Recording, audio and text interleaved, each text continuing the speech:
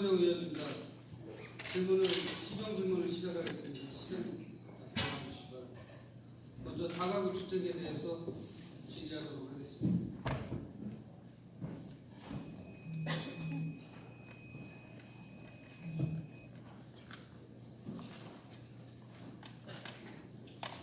우선 동영상을 한 6분 정도 시청하고 시작하도록 하겠습니다.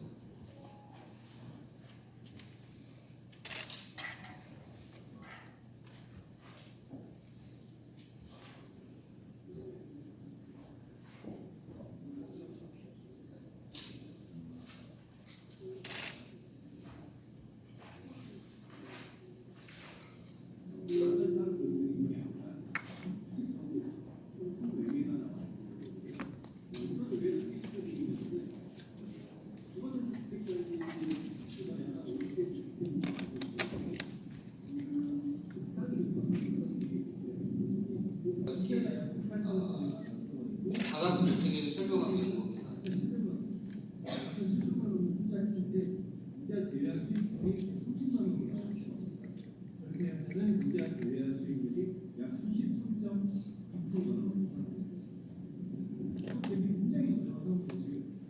주변에 나와 있는 부분들이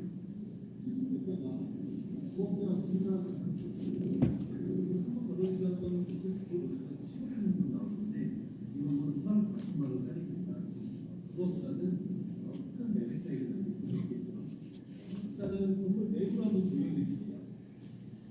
내부 비어있는 도시를 하나 보시고 안 좋은 관계로 설명을 직접 하도록 하겠습니다. 우선 지금 보신 동영상은 향남 지구의 일반 건물 다가구 건물에 대해서 이제 부동산 업자가 얼마만 있으면 부동산을 구입할 수 있다는 건데, 우선 다가구 주택에 대해서 잘 아시겠지만 속칭 그 쪼개기에 대해서 간략히 설명을 드리면, 향남 지구는 지구 단위 지침에 의해서 한 필지당 5가구로 제한한 사항입니다만, 주변 수요가 계획과 달라서 한 필지당 5가구를 10가구로 쪼개 위법한 사항입니다.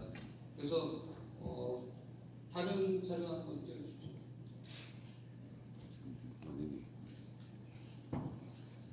네, 넘겨주시고. 네. 왼쪽 그림에 보시면 저게 이제 3층 건물로 되어 있는 다가구인데, 밑에 층에 이제 2칸으로 1층에 2칸, 2층에 2칸, 3층에 1칸에서 5칸으로 5가구가 형성이 된 것이고요. 그 우측에 있는 것이 이제 소위 말하는 쪼개기를 한 겁니다. 두 칸씩 있는 거를 4칸으로 1, 2층을 4칸으로 8칸이 되고, 위에 이제 건물주가 살게 되는데 1.5칸짜리를 이제 쪼개가지고 10칸을 만든 겁니다. 그래서 이게 이제 속칭 말하는 다가구 불법 쪼개기라고 얘기하는, 불법은 아니고 위법사항이고요. 여기에 대해서 투자금 5,500만 원을 가지고 은행 대출을 3억 5천을 받고요. 보증금은 4억 7,500인데 이건 건물을 짓는 업자가 이걸 보증금으로 빼가서 나가기 때문에 4억 7,500은 이제 건물을 진 건물 비용이기 때문에 빠져나간 상태입니다. 그래서 8억 8천짜리에 다가구 주택이 형성되는데, 지금 향남에 있는 다가구 대체기가 대부분 전원 형식으로 5,500만 원을 투자해가지고 8억 8천짜리를 그렇게 하는데, 수익률은 188만 원이 나오게 되겠고요. 지출은 이런저런 공과금을 제외하면 144만 원이 나와, 순이익은 48만 원 정도 이익이 발생이 됩니다. 다음 넘겨주십시오. 그래서 향남 1, 2지구에는 지금 1152건의 준공 건물이 있는데, 위반 건물은 1037건이 되겠습니다. 그래서 전체 건물의 한 90%가 위반 건물로 되어 있고요. 그러다 보니까 이제 여기에 이제 여러 가지 피해 사례가 이제 나오게 되는데요. 이제 2020년 6월 10일 기준에 보시면 1, 2지구가 이제 1152건 중에 위반 건물 1037건으로 준공 건물의 90%가 되겠고요. 거주 인원은 2736명, 보증금은 합해가지고 4천억 43억 5,200만 원. 이게 만약에 경매가 진행이 된다 그러면 세입자의 피해 예상은 1,928만 7,590만 원의 47.7%의 손실이 일어나게 되겠습니다. 그래서 이분들이 섣불리 위법사항을 알면서도 이행강제금을 물면서도 그럼에도 불구하고 원상복귀를 못하는 이유는 건축업자가 건물 비용을 4억 7천을 빼갔기 때문에 또 은행에 3억의 대출이 있고 본인은 5,500만 원 가지고 시작했기 때문에 이런 문제가 양상이 된 사례가 되겠습니다. 그래서 최근 시청 앞에서 아시다시피 다가구 건물주들이 집회가 빈번하게 일어나고 있는데요. 여러분들 잘 아실 겁니다. 그래서 본 의원의 지역구에 있는 평남 1, 2지구에 소재한 다가구 건물이 2019년 들어서 화성시의 집중적인 위반 건축물 단속했다는 어려움을 토로하고 있으며 소통하기를 원하고 있습니다. 시장과의 소통을 원하는데 원만한 소통이 이루어지지 않은 것으로 알고 있고요. 그래서 여러분들이 계속해서 집회를 통해서 어려움을 호소하고 있는 상황입니다. 그리고 또 이 시의 행정 절차에 따라서 경찰 고발, 강제 이행금 부과, 취득세 부과의 3중고에 더해 세입자들의 이탈과 공실에 따른 심각한 생존의 위협을 받고 있는 상황입니다. 질문 드리도록 하겠습니다. 최근 화성 지역신문에 기사가 나왔습니다. 그 기사에 따르면 다가구 측에서 지속적으로 제기한 문제도 현실에서 진행되고 있습니다. 지난 5월 15일 극단적인 선택을 한 건축업자 황모 씨와 이미 경매가 진행 중인 5건이 대부분 사회초년생인 세입자들이 보증을 받지 못해 더욱 큰 고통을 받고 있습니다. 시에서 지속적으로 행정 집행만 할 것이 아니라 시장님의 재량에 따라 그분들을 최악의 상황으로는 내몰지 말아야겠다는 생각이 듭니다. 이 부분에 대해서 시장님의 생각을 듣고 싶습니다. 조금 의원님들이 저 화면을 보셨기 때문에 제가 한 설명이 좀 필요할 것 같습니다. 기본적으로 저기에 보면 아까 부동산업자가 말하기에요. 5천만 원을 투자해서 31.83%의 수익률을 낼 수 있다고 거기 나왔습니다. 저 오늘 처음 봤어요. 31.83%의 수익률을 낼 수 있다는 걸 보고 투자한 분이 과연 어떤 마음이 있을까요? 왜냐면 저희가 투자와 투기에 대한 개념을 정립해야 됩니다. 투자는 내 위험을 감수하고도 이 정도 합리적인 수익률이라는 것을 상식적인 사람이 같이 인정을 해줄 수 있을 겁니다. 하지만 지금같이 은행금리가 3%고 이 비만이 시대에 31.83%라는 수익률을 보고 투자를 하셨다. 저는 이거에 대해서 오늘 처음 봤지만 제가 준비한 건 거기 그분들이 말씀하신 게 자기가 14.5%의 수익률을 내고 있다고 합니다. 이것도 매우 과도한 수익, 안정적으로 14.5% 수익률을 낸다고 하면요, 돈 투자한 사람이 엄청 많습니다. 아마 이번에 화성시에서도 한 5.5% 정도의 저희가 리치를 하려고 하는데 경쟁률이 몇천 대 1이 될 거로 예상을 합니다. 그런 거를 봤을 때 이분들이 본인들의 잘못은 과연 없는가? 이걸 한번 짚어보고 싶고요. 또 하나 좀 아까 저 자리에 보면 1037건이 위반 건축이라고 하셨는데 저희 화성시에서 지금 적발된 건수는요 362건이고요.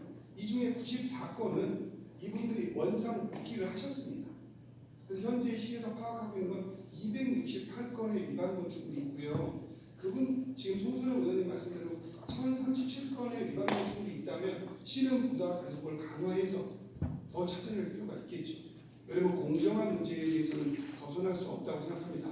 저는 저희가 이게 위법이라고 표현해서 위법이라고 해도 그 과정 중에 우리가 국장단위까지 해서 3번의 간담을 했고요. 원래 지난 2월에 간담회가 예정되어 있었습니다. 그런데 코로나가 너무 급격히 해서 간담회를 할 수 없다는 상황을 전달했고 원래 저랑 간담회를 하기로 했었는데 그래서 연장된 상황이었습니다. 그리고 그 이후에 코로나가 국가적인 너무 큰 사안이었기 때문에 어떠한 이런 위법에 대한 상황으로 간담회를 할 수 있는 상황이 절대 아니었습니다. 그래서 그런 부분에서 저희도 충분히 소통하려는 노력을 했고 그리고 그 모든 위법에 대한 부분을 처음부터 일비 시장이 대응해서 간담회를 하는 것은 미래적인 100만 대도시가 앞으로 다가보고 지속가능한 발전이 매우 중요한 도시에서 그게 그분들이 괴물한다고 시장이 일일이 면담을 해야 된다. 이거는 절차상에도 맞지 않다고 생각합니다. 그리고 지난번에도 저희가 우리 보좌관을 통해서 간담회를 하라 했습니다. 그리고 그분들이 양보할 수 있는 건 뭐고 요구할 수 있는 게 뭐냐. 그러니까 4가지 제안을 받았는데 이 4가지 요구사항이 그냥 무조건 양성하면 아무 요구가 없었어요. 그럼 이분들은 안정적으로 본인들 주장에 의하면 14.5% 수익률을 계속 낼 수 있는 이러한 특혜성으로 바뀝니다. 만일 이걸 제가 양성화해주면 여기 있는 21분 중에서 거꾸로 그 시를 안 하실까요? 이건 특혜가 있다. 이러한 어려움이 있는 상황입니다. 불법을 합법으로 해달라는 건 아니고요. 저들이 지금 극단적인 선택을 하고 아프다고 하니까 시장님의 그 아버지 같은 마음으로 자식을 보듯이 좀 들어달라는 얘기고요. 소통하자는 얘기고요. 제가 알기로는 집회가 있었던 날 그 다음 날인가요? 3시에가 이제 한번 간담회 잘하겠습니다. 간담회를 한번 그 전에 해달라고 했는데 중간에 뭐 전달이 잘못된지 한 번 딱 만나서 얘기를 했는데 뭐 한 번 가지고 이게 소통이 됐다고는 할 수가 없잖아요. 아니 그분들한테 다음에 다시 만나자고 약속했습니다. 네, 물론 이제 여기에서 제가 지역구 의원으로서 저들이 아프다고 하니까 저 시장님한테 말씀을 드리는 겁니다. 우리 자식이 아프다 그랬는데 시장님이 법과 원칙에 의해서 하는 거는 좋은데 저들을 처벌은 하되 차별은 하지 말고 그리고 아프다고 하니까 좀 보다듬어주고 만져달라는데 시장님께서는 법과 원칙대로 하겠다고 하는데 그거는 부시장님 정도나 국장님들이 해야지. 시장님은 좀 아버지 같은 마음으로 좀 아프다 그러니까 그러냐 어디가 아프냐 뭐 들어주고 부시장님은 법과 원칙대로 하는 거고 시장님은 그래도 얘기를 들어주고 시민의 아픈 것을 좀 긁어주고 가려운 것을 긁어주고 그런 차원에서 제가 이렇게 여기에 또 다가구 주택에서 오신 대책위도 마찬가지고 자꾸 아프다 그러고 극단적인 선택을 하는 사람도 언론에 뭐 3명이 나왔다는데 2명은 제가 또 확인을 했는데 뭐 법적인 논란이 있지만 분명하게 그분들도 그걸로 인해 다가구로 인한 걸로 이제 사망을 했고 확인은 했고 추후에 그 지금 진행 중이기 때문에 소송을 뭐 진행 중이기 때문에 언론사와 그 부분에 대해서는 얼마든지 자료를 줄 수도 있고요. 근데 어쨌든 그게 팩트가 아니고 아프다고 하니 시장님이 좀 어떤 대책이 있든지 우리 시청 앞에서 시끄럽게 우리 앞으로 100만 대도시를 가고자 하는 우리 화성시에서 자꾸 아프다는 사람이 많이 나옵니다. 여기저기에서. 근데 이 사람들이 자기네 욕심을 부리고 우리 입장에서는 법과 원칙이 있는데 자꾸 안 되는 걸 해달라 그러니까 그래도 시장님은 좀 자식 보듯이 조금 원칙과 법은 있지만 그 부분은 시장님이 조금 부시장님 쪽이나 국장님들, 실과 소장님들한테 얘기를 하시고 시장님은 좀 더 들어주시고 그렇게 해서 하시면 좋겠다. 그리고 그런 게 있습니다. 우리가 이제 여름에 날 더운데 저수지에 가서 수영 금지라는 팻말이 있습니다. 수영하지 말라 그랬어요. 깊은 데니까 들어가지 말라 그랬는데 더워서 옷을 벗고 들어갔어요. 들어가다가 수영하다가 지쳐가지고 깊은 물이 깊어서 살려달라고 합니다.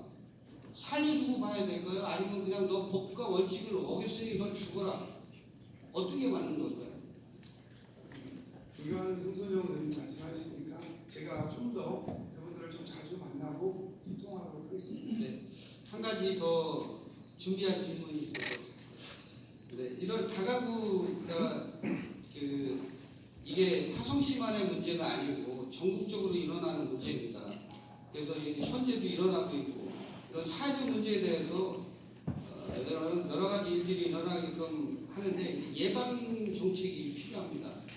다 짓고 나면은 그때 가서 단속을 하고 짓기 전에는 궤도하지도 않고 기다리고 있습니다. 지금 남양 뉴타운도 그렇고 남양도 지금 불법이 많이 있는데 가만히 있습니다. 지금 불법이 있는데 궤도하고 이거 하면 큰일 납니다. 이거 다 벌금 물어야 되고 큰일 나니까 원천 복귀해야 되니까 하지 마십시오. 궤도하고 그 다음에 단속을 해야 되는데 다 질 때까지 기다렸다가 한꺼번에 단속을 합니다. 왜냐하면 뭐 행정력이 부족한 것도 있고 그런데 이런 거에 대해서 시장님의 대책이 어떤 건지 좀 알려주십시오. 의원님도 아시겠지만 지금 이런 문제가 발생하는 것은 그 일반 서민들은 그런 상황을 모를 수 있습니다. 근데 저는 여기에 대한 근본적인 책임이 저는 LH에 있다고 생각합니다. 이미 이 의견을 제가 LH에 전달을 했고요. 그 다음에 국회의원들하고도 이 얘기를 했고 올해도 제가 청와대 가서 얘기를 합니다. 그래서 저희가 동탄 25-1본부 질 때는 지금 요청하는 게 다가구 주택을 넣어주지 말라고 했습니다. 그리고 거기를 정부 1번 단독주택으로 바꿔줘라 해서 지금 요청이 건의가 들어가 있는 상태입니다. 그 이유는 우리 LH가 집을 지면서 일종의 땅 장사를 한 겁니다. 거기에 대해서 저는 개인적으로 매우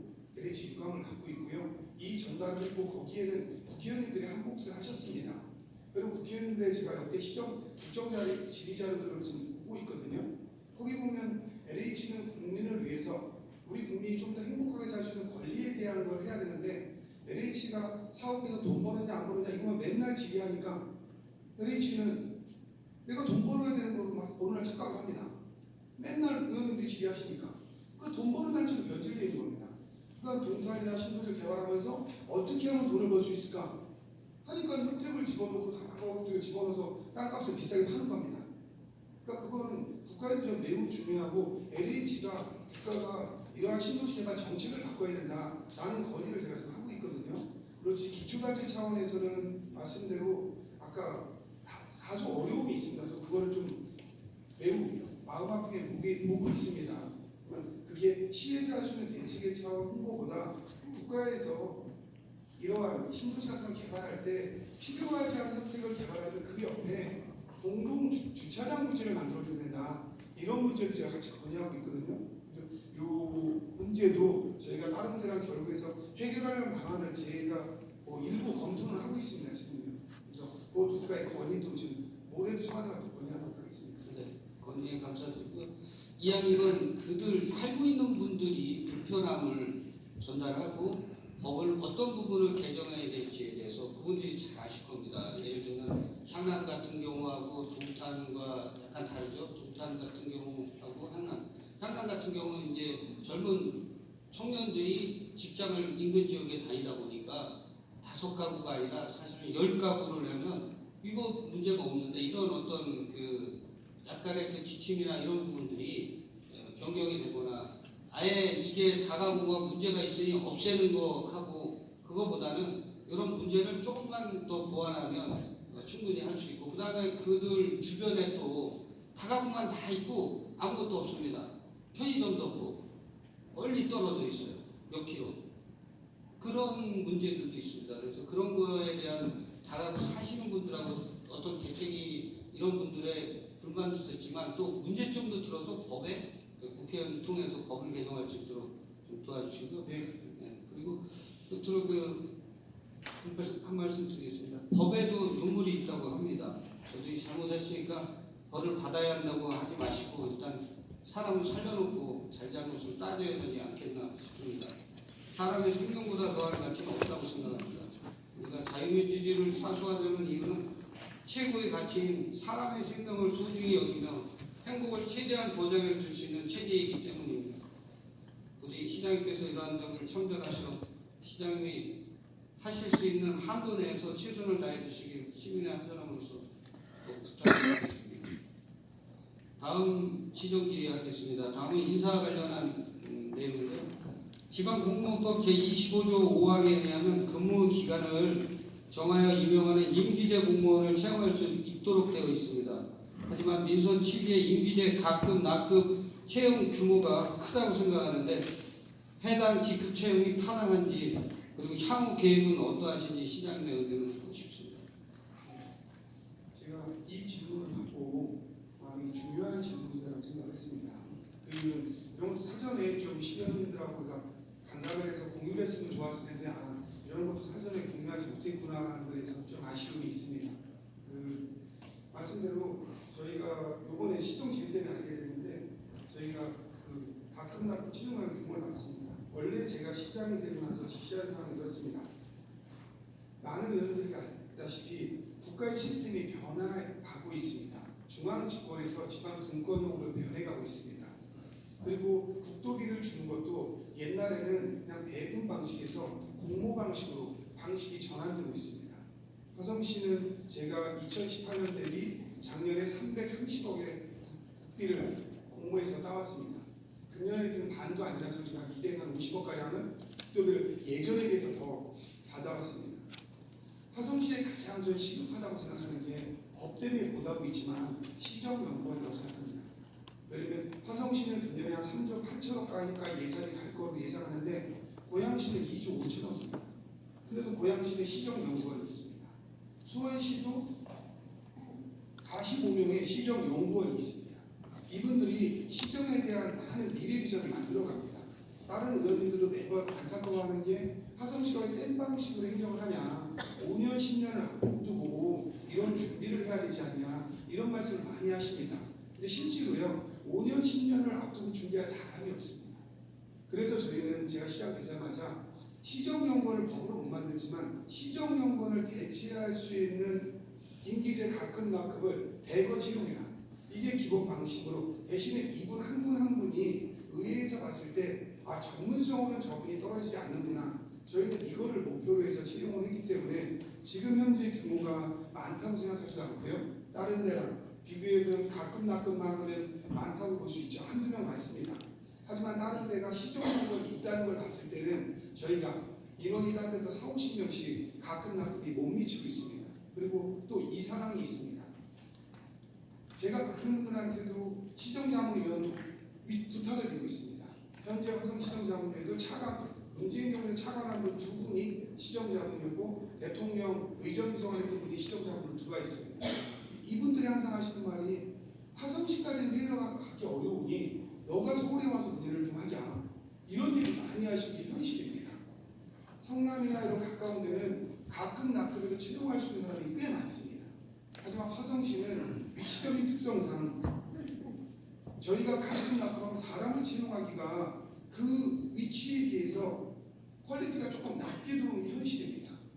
그래서 이러한 문제가 있기 때문에 우리가 어떻게 보면 다른 데보다 그렇게 조금씩 올라가는 현상은 솔직히 있을 수밖에 없는 구조에 있습니다. 왜? 그분들도 직장을 들어갈 때 객관적으로 내가 얼마를 받을 수 있지 이걸 볼 수밖에 없습니다. 그런 구조에 있다 보니까 발생하는 문제가 좀 있을 수 있고요. 시는 이러한 분을 다른 도시의 시정연구원 규모까지 우리가 시정연구원 천당 갖게 될 거기 때문에 그때까지는 가끔 늘려가고 시정연구원이 생기면 저희가 100만 도시가 되면 시정연구원이 생기고 요번에 저희가 특례시가 50만 원 안에서 저희가 바뀐다면 저희가 시정연구원을 만들 수 있습니다. 그러면 그분들이 리그룹하든 아니면 새로 뽑든 이런 형태가 시의 기본적인 방향입니다. 네, 알겠습니다. 제가 주어진 시간이 1시간인데 벌써 30분 가까이 돼서 다음 질문하겠습니다.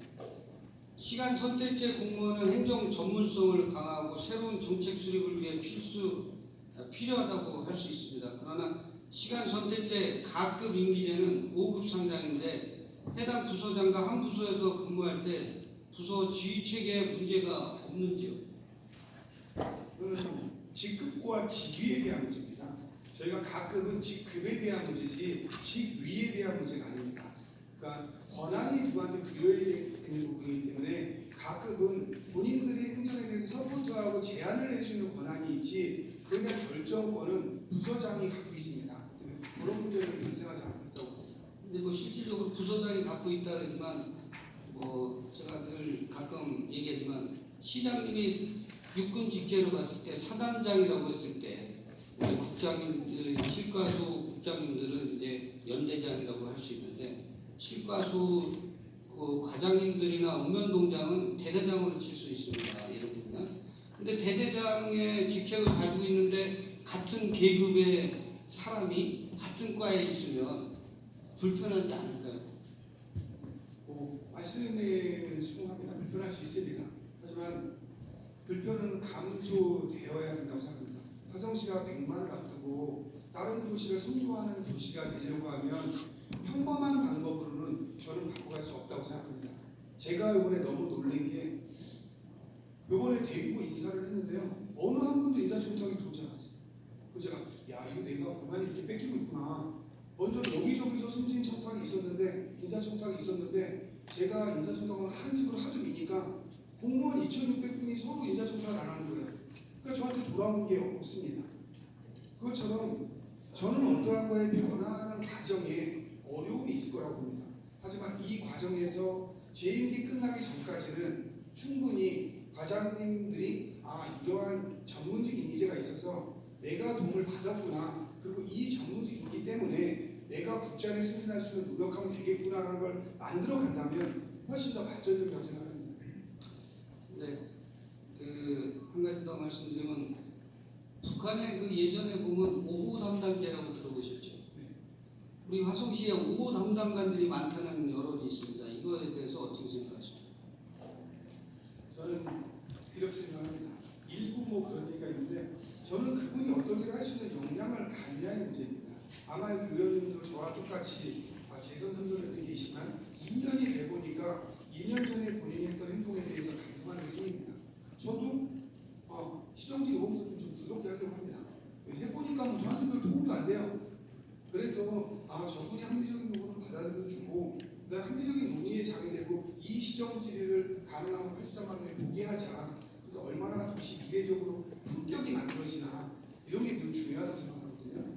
근데 그런 데에서 저는 그거를 공무 담당자라고 생각하지 않고 처음에 혁신을 가는 과정에 약간의 진통이라고 생각합니다. 근데 이게 끝내는 저는 이분을 잘 이용하는 분은 본인이 과장에서 자기 역량을 발휘한 사람이 되는 거고 이분하고 마찰을 빚는 분은 예를 들면 본인의 역량을 더 과장에서 국장으로 지휘관으로 가는 데는 약간 부족함이 있다 이렇게 생각하기 때문에 일부 그런 말은 있지만 그게 화성시 발전에 저는 도움이 될 거라고 확신합니다. 여태까지 2년간 들어오신 분들 중에 이제 속된 표현으로 사고 치신 분들도 계시고 그런 전례도 있고 그래서 그리고 또 부서에서 직급이 뭐 한 6급 내지는 7급 정도 되는데 사무실에 앉아서 전화 수화기 들고 한 바퀴 쫙 이렇게 두리번 돌리면 시장님이 이거 임기대로 선택하신 분인데 근무하는 사람들이 과장을 비롯해서 직원들이 졸지도 못하고 두리번 수화기 들고 있으면 오 담당관이 아닌가 그런 얘기들이 나와서 말씀을 드리고 그렇다고 하면은 이제 부서장님을 믿고 신뢰를 하시고 모든 인사 관련해서나 부서에 일어나는 일들이 뭐 비서실장이나 정책보좌관 이런 분들의 귀가 말이 아니라 부서장님의 의견만 온전히 듣는다면 그런 일들이 아마 점점 없어지지 않을까. 부서장님을 신뢰하고 시장님이 신뢰하고 그런다 그러면 중간에 어떤 사람이 무슨 얘기를 하더라도 부서장을 항상 신뢰하고 일선에 아까 말씀드린 대로 대대장 최전방에서 전투를 하는 전투부대 장이니까 그 사람들을 믿고 그렇게 행정을 하면 아마 그런 얘기들이 없어지지 않을까 싶은데 어떻게 생각하십니까? 이번에 국장 승진 인사에서요 가장 존중을 한 게 부시장과 기조시장 의견을 전격 수용했습니다. 제가 승진시키고 싶은 사람이 있었는데 두 분이 반대해서 안 시켰습니다. 비서실장이나 누가 승진에 관여하지 않습니다. 저는 하반기에 진행하는 걸요 보다 기조시장과 부시장 중립 체계로 가려고 합니다. 저는 이런 게 시간이 지나면 충분히 공무원들 사이에 인식이 될 거라고 생각합니다. 그래서 그분들이 국장이 좀 더 좋은 분들이 승진하고 그분들이 올바른 생각으로 국장 중심 체계로 시정을 운영한다면 저는 이런 문제는 발생하지 않는다고 생각하고 그 과도기라고 생각하고 있습니다. 네, 한 가지 다른 질문인데요. 이제 가급 5급 상당의 가급들이 이제 들어왔는데 이분들의 업무 성과를 측정할 수 있는 성과 관리 체계가 있나요, 우리 화성시에? 현재 그거는 화성시뿐만 아니고 전국이 똑같은 방식에 의해서 업무 성과를 평가합니다. 그 업무 성과는 본인들이 올 때 제가 그건 미리 질문할지 몰라가지고 잘 정확치 않을 수 있습니다. 필요한 그 근거는 제가 대고요. 본인들이 어떠한 일을 하겠다고 냅니다. 그리고 그거를 연말이 되면 과장님 평가자가 과장님과 국장님이 평가하게 돼 있습니다. 그래서 그 평가 시스템상에는 별 문제가 없는 걸로 알고 있습니다. 근데 뭐 질문할지 몰라서 개인적인 자료나 이런 건 가주시면 되겠습니다. 네, 끝으로 행정의 전문화로 인해 개방형 직위를 11개 두고 있는데 현재 6명이 임명되어 있습니다. 이런 일반직 공무원의 승진 기회가 줄어드는 양면성이 있어서 일반직 공무원의 사기가 저하될 수 있다고 판단되는데 그런 근거와 향후 계획이 무엇인지 알고 싶습니다. 기본적으로 시의 방향은 2년 전에 이런 말씀을 한번 드린 적이 있습니다. 개방형 직위를 11명 채우는 것은 저금을 하는 행위 중에 하나다. 그러니까 시에 긍정적인 변화를 유도하는 충격을 주는 요법이기도 하지만 저금을 하는 효과가 있습니다. 무엇이냐면 저희가 이번에도 국장을 제가 한 2개 정도 개방형 직위를 열려고 했습니다. 그 끝내는 열지 않았지만 그 이유 중에 하나는요. 국장이나 과장님 승시킬 때 인사위원회나 제가 본 경우는 이분들은 30년 한 것 치고는 너무 역량이 떨어지는 거 아니야 이런 분이 많습니다. 근데 우리가 그 어느 세대에 갑자기 승진들을 많이 하셨어요. 그러면 동시대에 한 번에 나갑니다. 이거를 연도 안배나 직년 안배나 이런 안배가 한번 필요하다 이런 생각을 가지고 있습니다. 그리고 또 하나는 개방형 시기가 예전과는 행정이 매우 달라졌습니다. 예전에는 행정이라는 게 그냥 서류 떼어주고 이거에 불과했는데 지금은 아까처럼 중앙정부에서 지방정부로 업무가 변질되고 있습니다. 이번에 코로나로 또 보셨겠지만 대통령께서 화성의 방역 대책이 국가의 가장 재난 우선적이라는 말씀까지 할 정도로 이번에 K방역도 실질은 대통령님이 하신 것처럼 모두 표방이 되지만 226개 지자체에서 선도적으로 하지 않았다면 K방역은 불가능했습니다. 이렇게 바뀌고 있는 과정입니다. 행정의 요구는 매우 다변해졌습니다. 그래서 특정한 분야는 공무원을 하신 분이 어려운 상황이 발생할 수 있기 때문에 이런 부분은 저는 개방형직으로 하는 게 보다 화성시의 미래를 위해서 필요하다고 생각합니다. 네, 그 개방형직이 관련해서 말씀 잘 들었고요.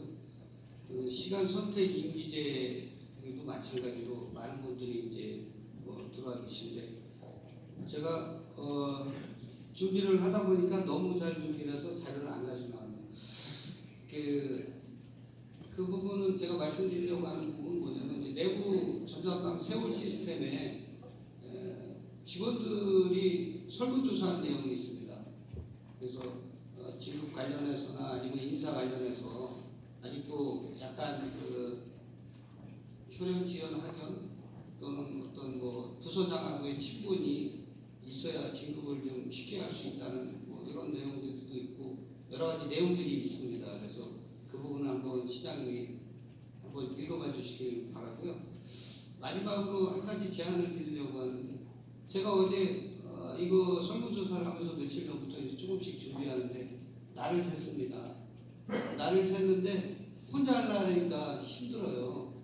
시장님은 뭐 비서실장 정치보좌관의 시간제 선택 임기제 뭐 한 270명 가까이 있고 직원들 한 2,500여 직원이 있는데 저희 의원님도 21분은 전문위원 한 분하고 주무관 한 분인데 이분들 가지고는 4-5명을 커버하기는 쉽지가 않습니다. 그래서 제안드리는 건 6급 상당의 시간 선택 임기제라도 우리 의원들한테 21분들한테 후반기 우리 화성시 100만 대도시를 위해서는 그런 분들이 필요한데 저희들을 혼자 하려고 하니까 너무 힘들어요. 그래서 시장님의 한번 의견을 듣고 싶습니다.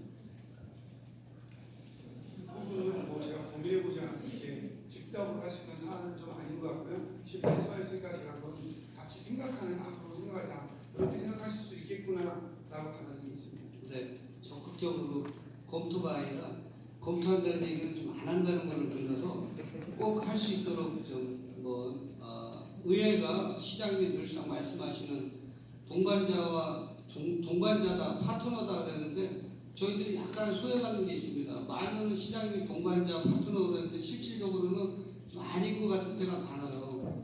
그래서 그 서운하지 않도록 21분의 6급 상당 우리 시간 선택 임기제 분들이 좀 할 수 있도록 좀 한번 생각을 깊게 해주시기 바라겠습니다. 네, 알겠습니다. 네, 들어가시면 좋습니다.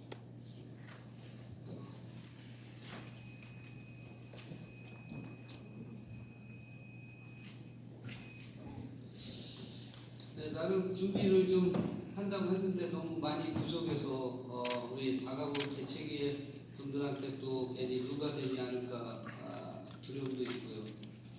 어쨌든 우리 시장님께서 저희 의회에도 또 6급 상당의 또 시간 선택 임기제 직원도 좀 할 수 있도록 좀 아주 전향적으로 생각을 해주시기 감사드리고 다른 또 동료 의원님들이 있기 때문에 제가 1시간을 다 쓰는 것보다는 좀 간략하게 좀 주겠습니다. 좀 다소 부족한 점을 양해해 주시면 고맙습니다. 이상 마치겠습니다.